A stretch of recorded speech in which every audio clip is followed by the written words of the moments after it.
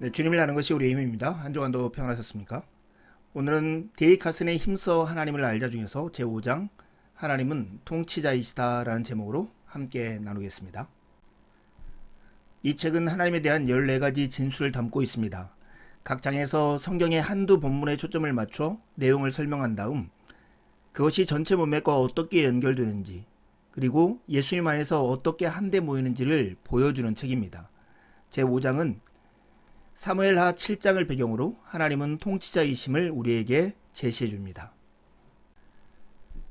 하나님은 모든 것을 다스리십니다. 왕, 군주라는 말에 대한 인식은 세계 여러 지역마다 다릅니다. 하지만 성경시대에는 오늘날 우리가 아는 입헌 군주라는 개념 자체가 없었습니다. 하지만 어떤 경우든 왕에 대한 공통적인 인식이 있습니다. 왕은 통치한다는 것입니다. 그것이 왕이 하는 일입니다. 왕은 권위가 있습니다. 그런데 성경에는 하나님을 왕으로 제시하는 경우가 참 많습니다. 그분의 주권이 모든 영역을 절대적으로 아우른다는 뜻입니다. 이것은 창조 기록에 반영되어 있는데요. 하나님은 모든 것을 만드셨고 모든 것이 그분의 소유입니다. 그분이 지금도 세상을 통치하시죠. 하나님은 모든 것에 대해 여전히 주권을 갖고 계십니다. 이런 의미에서 보면 좋든 싫든 간에 우리는 하나님 나라 안에 있다고 말할 수 있습니다. 우리는 하나님이 그의 언약 백성 이스라엘 자손을 어떻게 다스리는지 이 부분에 초점을 맞추어서 하나님의 왕권을 살펴보려고 합니다. 그럴 때 언약의 공동체에 속해야만 하나님의 통치를 받을 수 있다라고 우리는 말할 수 있습니다. 하나님의 왕권, 하나님의 통치라는 개념은 성경에서 매우 융통성 있게 쓰입니다. 구약 성경을 통해 하나님이 처음에는 아브라함과의 언약, 그 다음에는 모세의 지도에 맺으신 언약으로 그분의 백성 이스라엘 자손을 부르신 이후 그들은 계속해서 하나님을 왕으로 이해해 왔습니다. 하나님이 친히 그들의 통치자와 왕이 되어주신 것입니다. 이런 의미에서 볼 때 하나님의 나라는 이스라엘 자손으로 이루어집니다. 이 언약의 공동체에 속해야만 하나님의 지배를 받을 수 있습니다. 하나님은 왕을 통해 다스리십니다. 하나님께서 이스라엘에게 왕을 주신 배경을 알려면 사사시대로 가보아야 합니다. 이스라엘 백성은 마침내 약속의 땅에 들어갔지만 참으로 우울한 악순환에 빠지고 맙니다. 두 세대가 지난 뒤 그들은 과거에 하나님이 어떻게 자신들을 구하시고 지키셨으며 온갖 부족한 것을 공급하셨는지를 잊어버렸던 것입니다. 그들은 주위의 이교도와 전혀 다를 것이 없는 상태가 되어버렸습니다. 죄를 지으면 하나님께서 심판하시고 그들을 적국에 넘기십니다. 그러면 고통 중에 그들은 부르짖고 간구하면 하나님은 사사를 보내 그들을 구원하십니다.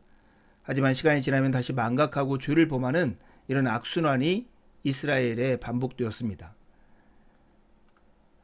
사사기에 등장하는 하양 악순환은 점차 심해지다가 끔찍한 지경까지 이릅니다. 특별히 사사기의 마지막 두 세 장은 너무나 기괴하고 야만적입니다. 사사기의 역사가 진행되는 동안 되풀이되는 슬픈 후렴구가 있습니다. 그때 이스라엘의 왕이 없으므로 사람이 각기 자기의 소견에 옳은 대로 행하였더라. 사사기는 피비린내 나는 폭력으로 끝이 납니다. 마치 오 하나님, 우리 삶에 질서가 잡히고 나라가 안정을 되찾으려면 왕이 꼭 있어야겠습니다 라고 말하는 듯합니다. 이스라엘 백성이 왕을 요구하고 나섭니다. 그 이유는 좀 더 안정된 삶을 원하거나 권위를 가진 누군가가 나타나 그들이 언약을 배반하지 않도록 잡아주길 바라거나 도덕과 윤리체계가 깨질 때 상황을 바로잡을 누군가가 필요해서가 아니었습니다. 그저 주변의 이방 나라처럼 되고 싶어서였습니다. 그러자 하나님은 이렇게 대답하십니다. 좋다. 너희가 정말 왕을 원한다면 왕을 주마. 하지만 너희는 곧 후회하게 될 것이다. 이후에 하나님께서 세우신 두 명의 왕은 하나님이 진짜 바라시는 왕, 하나님을 대신해서 이 땅을 다스리시는 왕의 모습이 무엇인지를 단적으로 보여주는 대조입니다. 첫 번째 왕은 사울입니다.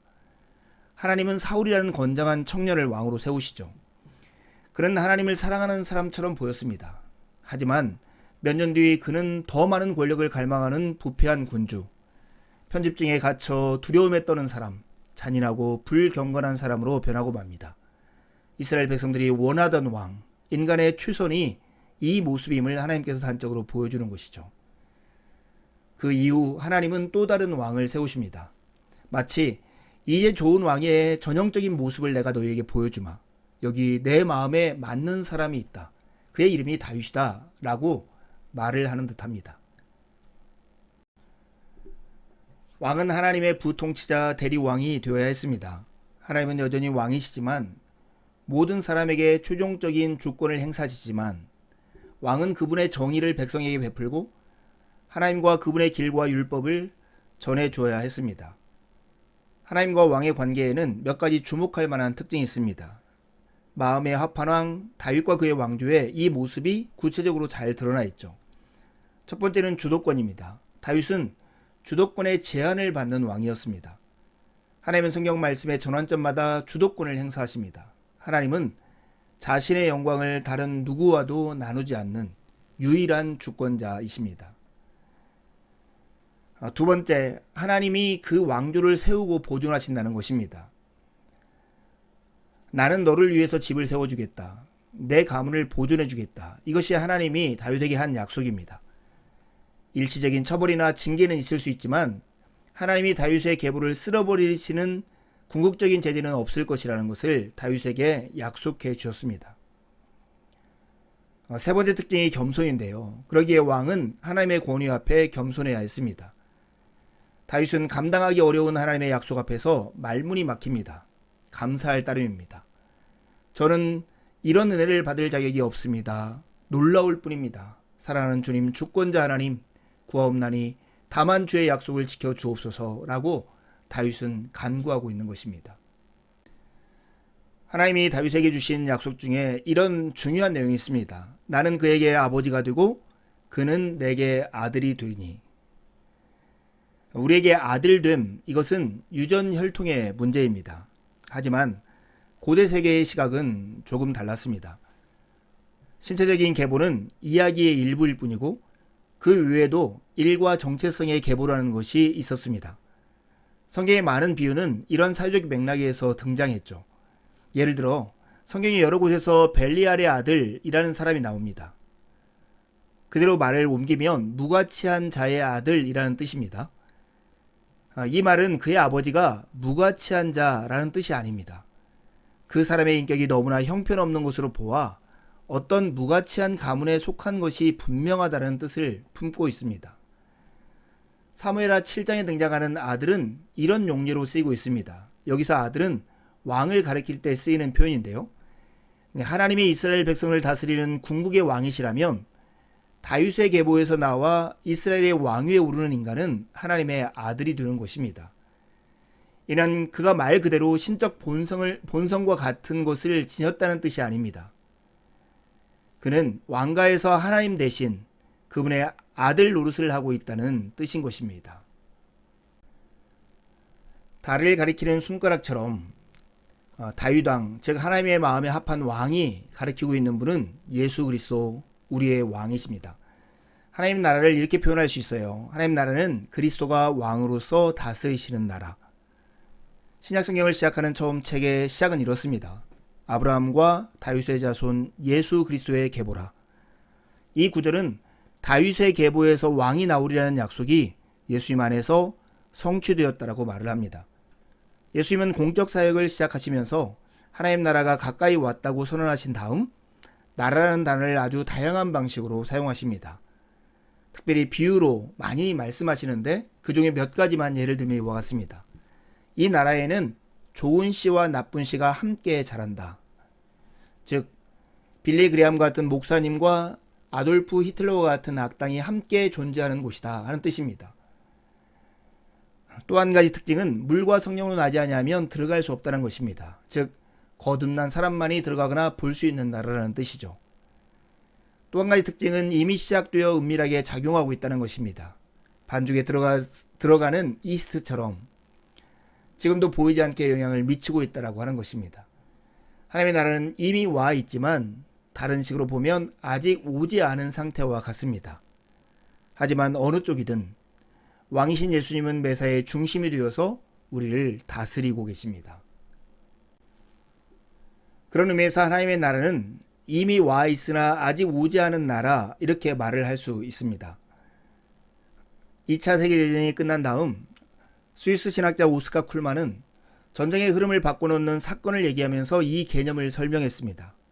그는 1944년 6월 6일 디데이에 벌어진 일을 생각해 보라고 말을 합니다.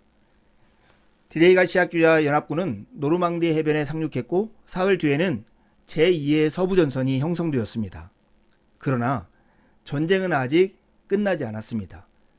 1년 뒤에 전투원들이 디데이와 V데이 사이에 엄청난 시간을 통과한 후에야 마침내 유럽에서 발발한 전쟁은 끝이 납니다. 디데이가 예수 그리스도의 십자가와 부활 사건이라고 하면 V데이는 예수님의 다시 오시는 재림의 사건입니다. 우리는 그 사이를 살고 있는 것입니다. 쿨만은 그리스도인의 상황이 그와 같다라고 말을 하는 것입니다. 약속된 왕이 오셨습니다. 그것이 우리의 디데이, 즉 예수님의 오심과 죽으심과 부활입니다. 하지만 예수님은 아직 모든 적을 무찌르지 않으셨습니다. 가장 치열한 전투가 아직 남아있는 상태인 것입니다. 하나님이 예수님을 통해 모든 주권을 지금 행사하고 계십니다. 바울 사도는 고린도전서 15장 25절과 26절에 이렇게 말씀합니다. 그가 모든 원수를 그 발 아래에 둘 때까지 반드시 왕 노릇하시리니 맨 나중에 멸망받을 원수는 사망이니라. 즉 죽음의 죽음을 말하고 있습니다. 여러분, 이것은 창세기 1장의 3장에서 벌어진 일들과 정확하게 연결됩니다. 하나님을 신의 자리에서 몰아내려고 했던 엄청난 반역, 죽음과 부패만을 불러온 그 반역에 맞서 예수 그리스도께서 당당히 서 계신 것입니다. 왕이신 예수님은 이미 죽음을 무찌르셨고 하나님이 다윗의 계보에서 세우신 온전한 왕이 되셨습니다. 그분은 다윗의 계보를 잇는 한 사람이면서도 전능하신 하나님이라 영존하신 아버지라고 불리기도 합니다. 예수님은 마지막 원수인 사망을 무찌를 때까지 우리를 통치하실 것입니다. 이제 우리는 어떻게 해야 할까요? 지금 회개와 믿음과 감사로 즐겁게 무릎을 꿇을 것인가? 아니면 끝까지 버티다가 거룩하신 그분 앞에서 공포에 부들부들 떨며 무릎을 꿇을 것인가? 우리는 선택의 기로에 서 있습니다. 마지막이 다가오고 있습니다. 기독교의 V데이가 다가오고 있습니다. 마지막 날에 누가 왕으로 드러날 것인지는 너무나도 분명합니다. 그러므로 교회는 일어서서 거듭거듭 왕이신 예수님 만세를 노래해야 합니다. 왜냐하면 우리 모두에게는 왕이 필요하기 때문입니다. 이제 두 가지 질문하고 마치려 합니다. 하나님의 부통치자 대리왕인 다윗왕과 그의 왕조의 세 가지 특징은 무엇입니까? 두 번째 질문입니다. 다윗 왕이라는 손가락이 가리키는 달은 곧 왕이신 예수 그리스도이십니다. 하나님의 예수님을 통해 다스리시는 나라의 특징은 무엇이 있을까요? 남은 한 주도 주님의 은혜를 의지해 살고 복된 주일에 함께 만나 기쁨으로 우리 하나님을 예배하시죠. 감사합니다.